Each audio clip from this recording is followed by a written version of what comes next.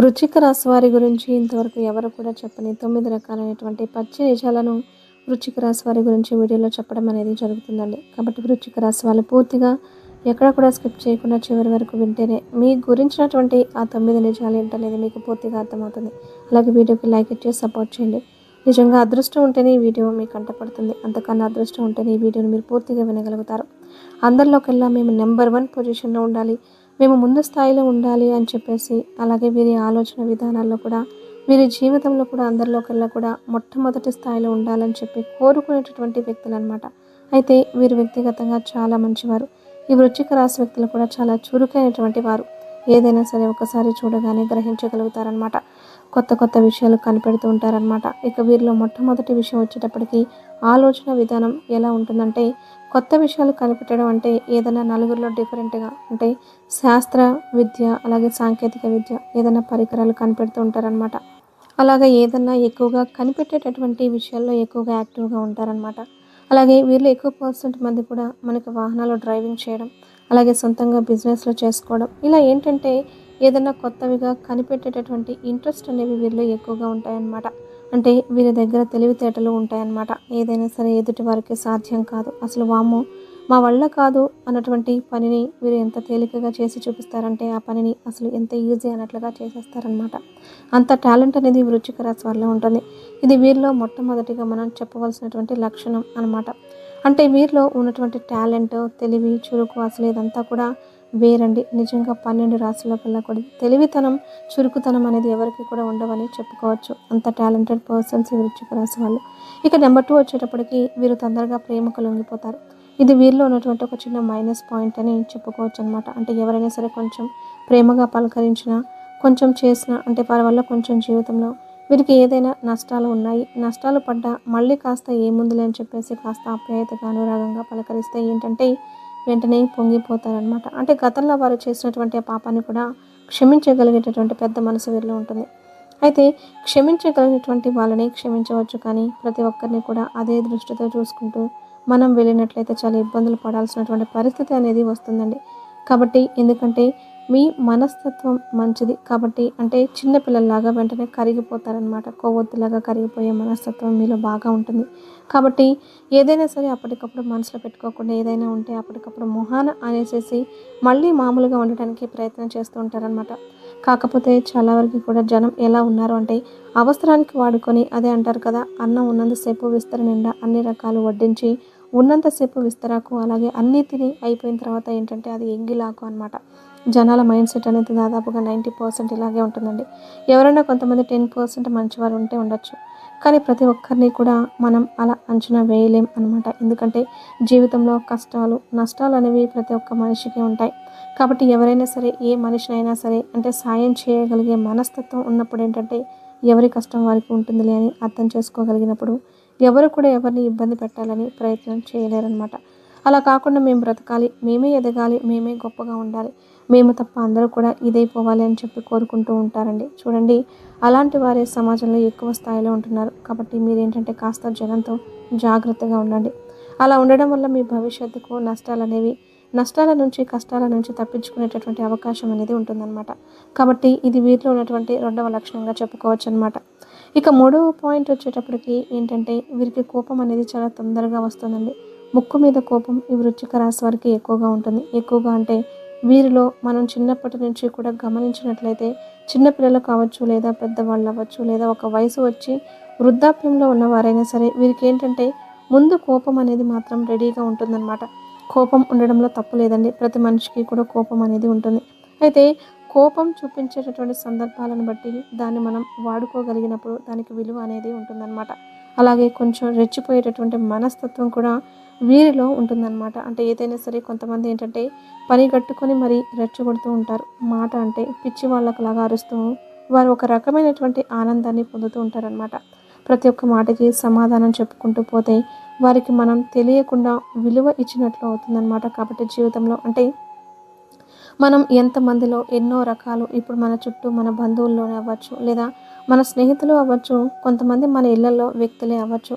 కొంతమంది ఏంటంటే కావాలని రెచ్చగొడుతూ ఉంటారనమాట. ఒక విషయం గురించి పదే పదే పదే పదే అంటే దాని గురించి వాదించి వాదించి వాదించి మనలో ఉన్నటువంటి సహనాన్ని తప్పించినప్పుడు ఏంటంటే తెలియకుండానే ఆటోమేటిక్‌గా అరుస్తూ ఉంటామనమాట. అంటే దాన్ని వారు రెచ్చగొట్టడం, మనం రెచ్చిపోవడం, దానికి సమాధానం చెప్పడం. ఇట్లా ఏంటంటే ఎదుటివారిని మనం తెలియకుండానే గౌరవిస్తున్నాం. కాబట్టి ప్రతి ఒక్క మాటకి ఎదుటివారన్నారు కదా అని చెప్పేసి మీరు సమాధానం చెప్పకండి. ఎందుకంటే సమాధానం చెప్పడం మొదలుపెడితే ఇక సమాధానాలు చెప్తూనే ఉండాల్సి వస్తుందనమాట. ఎందుకంటే ప్రతి ఒక్కరు మీరు గమనించండి, ఒక భార్యాభర్తలు ఏమో కానీ మిగిలిన వారందరూ కూడా ఎక్కువ పర్సెంట్ ఏంటంటే మనకు నెగిటివ్‌గానే మాట్లాడతారు. మీరు గమనించుకోండి. ఎవరండి అర్థం చేసుకొని మాట్లాడేవాళ్ళు ఈ రోజుల్లో ఎవరైనా ఉన్నారా? ఒక్కరన్నా ఉన్నారా? ఒక్కసారి మీరు ఆలోచించండి. అది తోడబుట్టిన వాళ్ళవ్వచ్చు, లేదా బంధువులవ్వచ్చు, లేదా స్నేహితులు అవ్వచ్చు. ఎవరు కూడా మనం ఒక మంచి పని చేసినా కూడా దాని గురించి ఎవరు కూడా చెప్పరు, మెచ్చుకోరు అనమాట. ఇంకా ఆ మంచిలో కూడా చెడు వెతికి ఏదో ఒక రకంగా మనసుకు బాధ కలిగేటట్లుగా మాట్లాడతారే కానీ ఒకరి దగ్గర నుంచి కూడా మనకు ఆ మంచి మాటలు, ఓదార్పు మాటలనేవి దొరకవు. మనిషి ఉన్నప్పుడు నిజంగా ఎవరో గుర్తించరండి. మనిషి దూరమైన తర్వాత ఎన్నో రకాలుగా పొగుడుతూ ఉంటారు. కానీ ఏం ప్రయోజనం అప్పుడు ఎవరికీ తెలియదు కదా! కాబట్టి ఎప్పుడైనా సరే మనుషులు ఉన్నప్పుడే గుర్తించాలి. అలాగా ఈ వృశ్చిక రాశి వారికి ఏంటంటే చుట్టూతా ఇలాంటి మనుషుల మధ్యలో కొంచెం ఎక్కువగా గడుపుతూ ఉండడం వల్ల ఏంటంటే వారు కావాలని రెచ్చగొట్టడం, వారి యొక్క అప్రవర్తనకి మీరు వెంటనే రియాక్ట్ అవ్వడం, కోపం తెచ్చుకోవడం ఇలాంటివి జరుగుతూ ఉంటాయి. కాబట్టి మీరేంటంటే మీ యొక్క ఆవేశాన్ని, కోపాన్ని అదుపులో పెట్టుకోండి. ప్రతి ఒక్కరికి కూడా మీరు సమాధానం చెప్పకండి. అలా చెప్తూ పోతే ఏంటంటే జీవితాంతం చెప్పుకుంటూనే ఉండాల్సి వస్తుంది. కాబట్టి ఇది ఒక్కటి మీరు అదుపులో పెట్టుకోండి. ఎందుకంటే మీ మంచి మనస్తత్వం వల్ల మీకు బాధ వేసినా కూడా నిగ్రహించుకొని భగవంతుని నామస్మరణ చేసుకోండి. మీరు ముఖ్యంగా పరమేశ్వరుని అంటే శివుడిని కనుక మీరు నమ్ముకున్నట్లయితే మీకు చాలా మంచి జరుగుతుందండి. సోమవారం పూట కాస్త శివాలయానికి వెళ్ళడం, శివునికి కాస్తంత అభిషేకం చేసుకోవడం, మారేడు దళం మీద నువ్వుల నూనెతో కానీ లేదా ఆవు నెయ్యితో కానీ చక్కగా దీపారాధన చేసుకోవడం, ఇలాగా ఇంట్లో కూడా కాస్త శివయ్యకి శివనామ స్మరణ చేసుకుంటూ ఉండడం, ఓం నమ శివాయ అనేటువంటి మంత్రాన్ని చెప్పుకోవడం. ఇలా మీరు కొంచెం శివారాధనకు దగ్గరగా ఉండడం వల్ల మీ సమస్యలు మిమ్మల్ని ఇబ్బంది పెట్టాలని చెప్పి చూసే వ్యక్తులు కూడా దూరమయ్యే అవకాశం అనేది ఉంటుంది. కాబట్టి ఇలా చేయండి. ఇది మూడవది. ఇక నాలుగో పాయింట్ వచ్చేటప్పటికి ఏంటంటే మీరు వివాహ జీవితంలో కాస్తంత జాగ్రత్తగా ఉండాలన్నమాట. అంటే అలాగే మీకేంటంటే కొంచెం పరాయి స్త్రీల వలన కూడా ఇబ్బందులు వచ్చేటటువంటి అవకాశాలు అనేవి ఉంటాయి. పరాయి స్త్రీలు అనేటప్పటికి ఏంటంటే ఈ వృశ్చిక రాశి వారికి దాదాపుగా కూడా కొంచెం చిన్న వయసులోనే వివాహాలు అనేవి జరుగుతూ ఉంటాయి. ఎందుకంటే వివాహం జరగగానే వారు పెద్దవారు అన్నీ తెలిసిన వారని చెప్పి ఎప్పుడూ కూడా అనుకోకూడదనమాట. వివాహం అనేది యవ్వన స్థితిలో జరుగుతుంది. యవ్వనంలో ఉన్నప్పుడు ఏంటంటే ప్రతి మనిషికి అన్నీ తెలియదు. వయసు మీద పడి ఒక్కొక్క సంవత్సరం గడిచే కొద్దీ అన్ని రకాలుగా అర్థమవుతూ ఉంటుందన్నమాట. అలాంటప్పుడు వీరిని ఏంటంటే కొంచెం పరాయి స్త్రీలు అంటే కొంచెం ఆకర్షించడం, మాట్లాడడం ఇలాంటివి చేస్తూ ఉంటారు. ప్రతి ఒక్కరిని మనం అలా అనుకోకూడదండి. మంచివారు కూడా ఉంటారు. కాకపోతే ఏ మనిషి ఎలాంటి వారు, వాటి మాట తీరు ఏంటి, వాటిని బట్టి వారి యొక్క ప్రవర్తన బట్టి దాదాపుగా మనకు తెలిసిపోతూ ఉంటుందన్నమాట. అలాగా మీ దగ్గర అలా ఎవరన్నా మాట్లాడుతూ ఉంటే అలాంటి వారిని దూరం పెట్టేసేయండి. లేదంటే మాత్రం ఆ పరాయి స్త్రీల వల్ల మీ కుటుంబంలో సమస్యలు వచ్చేటటువంటి అవకాశం అనేది ఉంటుందన్నమాట. కాబట్టి ఆ సమస్యల నుంచి మీరు దూరంగా ఉండాలి. అంటే నిజ నిజాలు అర్థం చేసుకొని ఏదైనా సరే చెడు ఎక్కువగా ఆకర్షిస్తుందండి. కాబట్టి అలాంటి చెడుకు ఎప్పుడూ కూడా ఆకర్షితులు అవ్వకూడదు. మనుషులు ఎప్పుడు కూడా మంచి అనేది మనకు బాధ పెట్టినా కూడా కష్టంగా ఉన్నప్పటికీ కూడా దాని యొక్క ఫలితం చివరికి చాలా తీయగా ఉంటుంది. అలాగే చేదు మొదట్లో తీయగా ఉన్నప్పుడు దాని యొక్క ఫలితం చివరికి చేదుగా ఉంటుందన్నమాట. కాబట్టి ఎప్పుడైనా సరే మంచి చెడు ఇదొక్కటి మీరు గుర్తించండి. కాబట్టి కాస్త ఆడవారితో పరాయి స్త్రీలతో ఎవరితోనైనా మాట్లాడేటప్పుడు కాస్త జాగ్రత్తలు మీరు పాటించడం వల్ల మీకు వైవాహిక జీవితంలో కొంచెం భార్యాభర్తల మధ్య సమస్యలు అనేవి రాకుండా ఉంటాయి. ఒకవేళ ఏదైనా వచ్చినా కూడా చేసినా కూడా మొండితనం అంటే మీరు ఎక్కువగా వాదించకుండా కాస్తంత భార్యాభర్తలు సంసారం అన్న తర్వాత సర్దుకుపోవాలండి. ఎందుకంటే సముద్రాన్నైనా ఈదవచ్చు కానీ సంసారాన్ని ఈదుట చాలా వరకు కూడా కష్టం అనమాట. ఇలాంటివన్నీ కూడా రకరకాలు వస్తూ ఉంటాయి. కానీ ఇలాంటి వాటన్నిటిని దూరంగా పెట్టేసేసి భార్యాభర్తలు ఒకరినొకరు ప్రేమించుకోవాలి. ఒకరినొకరు గౌరవించుకోవాలి. భార్యాభర్తను ప్రేమించాలి, గౌరవించాలి. అలాగే భర్త కూడా భార్యను అర్థం చేసుకోవాలి. మనకి భార్యను ఎంత బాగా చూసుకోగలిగితే మీకు అంత బాగా కలిసి వస్తుందండి. కాబట్టి మీరు నిదానంగా మీకు వయస్సులో మీద పడే కొద్దీ ఇంకా మీ మధ్య ప్రేమానురాగాలు కూడా పెరుగుతాయి. కాబట్టి ఇదొక్కటి మీరు సరి చేసుకోగలిగితే మంచిది. ఎందుకంటే మీరు మంచివారండి. చాలా వరకు కూడా ఆడవారిని గౌరవిస్తారు. కానీ ఎదుటివారు ఎలాంటి వారో అస్సలు తెలియదు. కాబట్టి అక్కడ కూడా మీరు జాగ్రత్తగా ఉండడం మంచిది. ఇది 4 పాయింట్. ఇక 5 పాయింట్ వచ్చేటప్పటికి వీరికేంటంటే అబద్ధాలు అస్సలు ఇష్టపడరండి. దాదాపుగా కూడా వీరి జీవితంలో ఎప్పుడు కూడా అబద్ధాలు ఆడరు. అలాగే ఎవరైనా అబద్ధాలు మాట్లాడుతున్నారు అనంటే అలాంటి వారిని పూర్తిగా దూరం పెట్టేస్తారనమాట. అంత నిజాయితీ కలిగి ఉంటారనమాట ఈ వృశ్చిక రాశి వ్యక్తులు. ఎందుకంటే వీరి జీవితంలో చిన్నతనం నుంచి కూడా ఎన్నో రకాలైనటువంటి కష్టాల మధ్య, సమస్యల మధ్య జీవించారు. కాబట్టి ఎవరు ఎలాంటి వారు ఏంటి అని ఒక మనిషిని అంటే వారి యొక్క ప్రవర్తనను చూసి చదవగలిగినటువంటి టాలెంట్, శక్తి కూడా వీరిలో ఉంటాయన్నమాట. అలాగా కాబట్టి మీరు ఎన్నో రకాలుగా అప్ అండ్ డౌన్స్ చూసి ఉన్నారు. కాబట్టి వీరికి అబద్ధం వల్ల జరిగేటటువంటి నష్టాలు ఏంటనేవి వీరికి తెలుసు అన్నమాట. అబద్ధం ఎప్పుడు కూడా ఏంటంటే మనకి ఎప్పుడు కూడా చాలా వరకు కూడా ఆ సమస్యలు పెరగడానికి కారణం అవుతుందన్నమాట. కాబట్టి వీరు అబద్ధాలు ఎవరన్నా వీరి దగ్గర చెప్తున్నారు చేస్తున్నారన్నా కూడా వీరికి చాలా వరకు అర్థమైపోతుంది. ఒక్కసారి కనుక వీరికి అనుమానం వచ్చిందంటే మాత్రం వారు ఎంత ముఖ్యమైనటువంటి వ్యక్తులైనా సరే దూరం పెట్టేస్తారనమాట.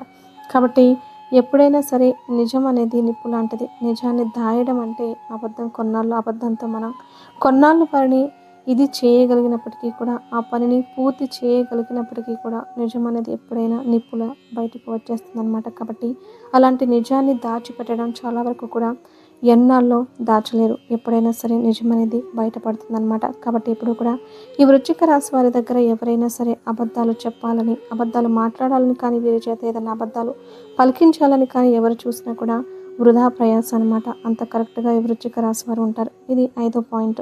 ఇక 6 పాయింట్ ఏంటంటే వీరిలో కొంచెం తొందరపాటు అనేది ఎక్కువగా ఉంటుంది. మరి ఇన్ని మంచి లక్షణాలు ఉన్నప్పుడు మరి తొందరపాటు ఉండడం ఏంటండి అని చెప్పి సందేహం మీకు రావచ్చు. తొందరపాటు అనేది మంచి వాళ్ళల్లోనే ఎక్కువగా కనిపిస్తూ ఉంటుందండి. వాళ్ళు ఎక్కువగా అంటే మంచివారు తడబడడం, కంగారు పడడం, తొందరపడడం ఇలాంటివి చేస్తూ ఉంటారనమాట. ఎందుకంటే తెలివైనటువంటి వారు 100 రకాలుగా ఆలోచించేవారు ఏంటంటే ఎక్కడ ఎలా చేయాలి ఏంటి అనేది సమయస్ఫూర్తి ఉంటుందన్నమాట. అంటే వీరికి సమయస్ఫూర్తి లేదు అని కాదు. మీరు అంటే ఏదైనా సరే జనాలు ఫస్ట్ ఎదురుగా చూసింది వెంటనే నిజమని నమ్మేసేటటువంటి వ్యక్తులు అనమాట. కాబట్టి కొంచెం తొందరపాటు అనేది ఎక్కువగా ఉంటుంది. మీరు కొంచెం అది ఒక్కటి మార్చుకోగలిగితే మంచిదండి. ఎందుకంటే తొందరపాటు వల్ల మీ జీవితంలో మీరు కొంతమంది ముఖ్యమైనటువంటి వ్యక్తులను పోగొట్టుకునే అవకాశం అనేది ఉంటుందన్నమాట. అలా పోగొట్టుకోవడం వల్ల మనకి ఏదైనా వస్తువు చేజారిన ఆ వస్తువు రూపంలో మళ్ళీ వేరే వస్తువును కొనుక్కోవచ్చు. కానీ తొందరపాటుతనంతో ఇట్లా మనం ఒక మనిషిని దూరం కనుక చేసుకున్నట్లయితే ఆ మనిషిని మళ్ళీ మనం తిరిగి తీసుకొచ్చుకోవడం అనేది చాలా కష్టమవుతుందన్నమాట. కాబట్టి మీరు ఎప్పుడైనా సరే ఒక మనిషి గురించి ఒక నిర్ణయం తీసుకునేటప్పుడు ఒక ఆలోచన చేసినప్పుడు ఏంటంటే అసలు కంటికి కనిపించింది, చెవికి వినపడింది నిజమే అనుకోకుండా అసలు లోతులు పాతులు. ఎందుకంటే నిజం అనేది ఎప్పుడు కూడా చాలా లేట్గా తెలుస్తూ ఉంటుందన్నమాట. అలా మీ జీవితంలో కొంతమందిని మీరు కోల్పోయారు. అలాంటి వారిని మీరు తిరిగి తీసుకొచ్చుకోవాలనుకున్న వారి మనసు కనుక విరిగిందంటే అది చాలా కష్టమవుతుంది. కాబట్టి ఏదైనా ఒక నిర్ణయం తీసుకుని ఒక మనిషి గురించి ఒక నిర్ణయం తీసి ఒక మాట మాట్లాడేటప్పుడు కాస్త ఆలోచించి మాట్లాడండి. తొందరపడి ఒక నిర్ణయాన్ని తీసుకోవద్దు. తొందరపడి ఎవరిని కూడా దూరం పెట్టవద్దు. తర్వాత మళ్ళీ బాధపడేది కూడా మీరే అనమాట. ఎందుకంటే తర్వాత ఎంత నిజాలు తెలిసినప్పటికీ కూడా దూరమైనటువంటి వ్యక్తులు దగ్గరికి రారు కదా. కాబట్టి ఇది జీవితం, మనకి ఆట కాదు. కాబట్టి కాస్త ఆలోచించి 1కి 4 సార్లు ఏ విషయంలో కూడా తొందరపడద్దు.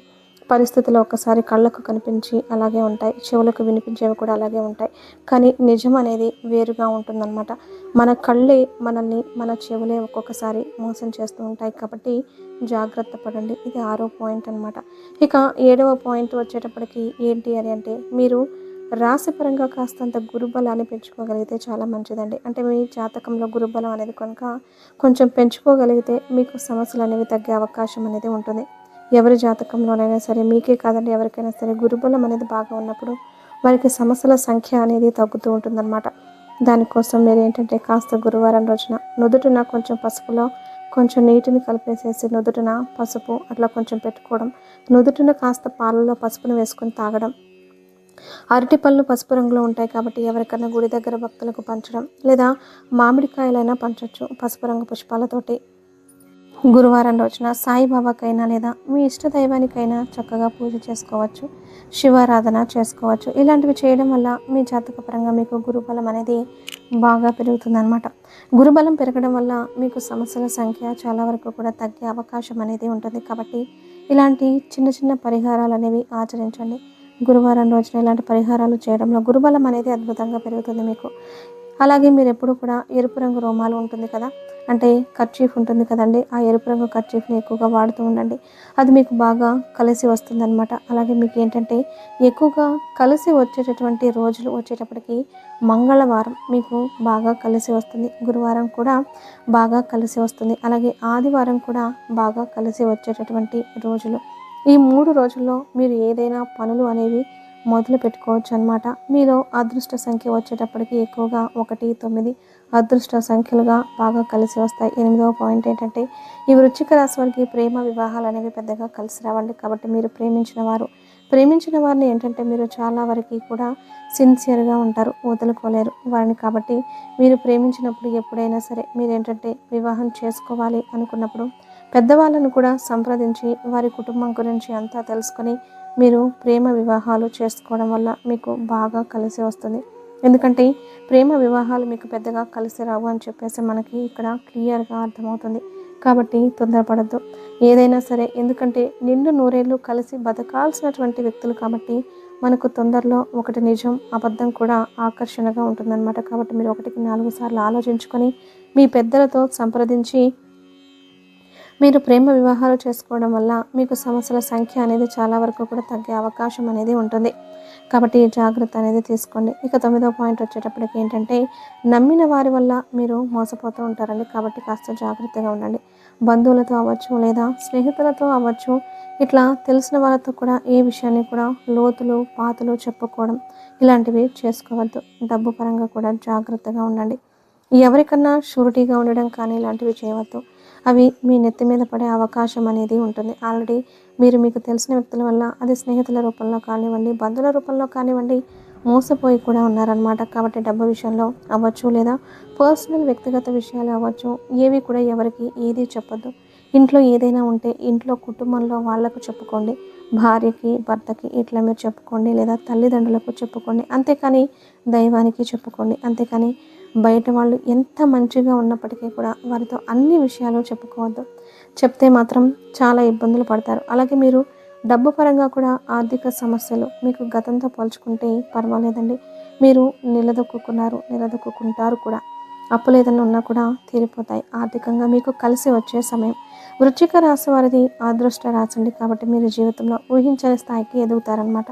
మీరు కష్టాన్ని నమ్ముకోండి, నీతి నిజాయితీని నమ్ముకోండి. మీకు తిరుగు అనేది ఉండదు. మీరు ఖచ్చితంగా అన్ని విషయాల్లో కూడా నెంబర్ 1 పొజిషన్లో ఉంటారు. ఎందుకంటే మీ యొక్క నీతి నిజాయితీ పట్టుదల ఇలా కష్టం మిమ్మల్ని గట్టిగా ఒక స్థాయిలో నిలబెడతాయన్నమాట. కాబట్టి చక్కగా ఇలా ఈ 9 సూత్రాలు అనేవి మీకు వర్తిస్తాయి అన్నమాట. ఆర్థిక సమస్యలు తగ్గుతాయి. అలాగే అప్పులు కూడా తీరిపోతాయి. ఆర్థికంగా బలపడతారు. వివాహం కాని వారికి కూడా త్వరలోనే వివాహం అనేది జరుగుతుంది. ఉద్యోగాల కోసం ఎదురు చూసే వారికి కూడా తప్పకుండా ఉద్యోగ అవకాశాలు అయితే ఉన్నాయండి. రానన్న ధనం కూడా చేతికి అందుతుందన్నమాట. గవర్నమెంట్ జాబ్స్ కోసం ఎదురు చూసే వాళ్ళకు కూడా తప్పకుండా మీకు ఉద్యోగ అవకాశాలు అయితే వస్తూ ఉంటాయి. అలాగే వివాహం కాని వారు కొంతమంది అంటే కొంచెం దోషాలు అనేవి ఉన్నాయి. కాస్త మీరు దోష నివారణ చేపించుకుంటే మీకు తొందరగా వివాహం జరుగుతుంది. సంతానం లేని వారికి కూడా చక్కగా సంతాన యోగం అనేది కలుగుతూ ఉంటుందన్నమాట. ఆరోగ్యం కూడా కుదుట పడుతుంది. మీకు అన్ని రకాలుగా కూడా మనశ్శాంతిగా ఉంటుందన్నమాట.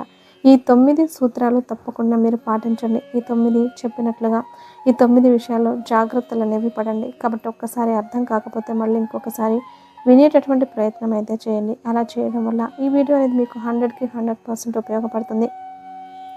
నిజంగా అదృష్టం ఉంటేనే వృశ్చిక రాశి వారికంట ఈ వీడియో పడుతుందని చెప్పుకోవచ్చు. కాబట్టి ఒక చిన్న లైక్ ఇచ్చి మీకు తెలిసిన ఫ్రెండ్స్కి కూడా షేర్ చేస్తే వారికి కూడా హెల్ప్ అవుతుంది.